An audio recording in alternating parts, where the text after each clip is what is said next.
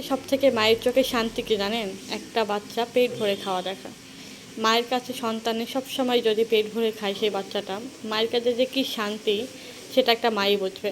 তো আমার মেয়ে হচ্ছে পিকনিকের খাবার খাচ্ছে আর ও নিজের হাতে খাচ্ছে। কেমন মা? অনেক মজা। এটা কিসের খাবার? পিকনিকের খাবার।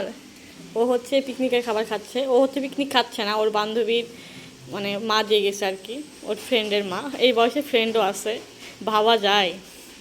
তো পিকনিকের খাবার খাচ্ছে আর আমার মানে এত শান্তি লাগতেছে, আমি বারবার বলতেছি মাশাল্লাহ মাশাল্লাহ।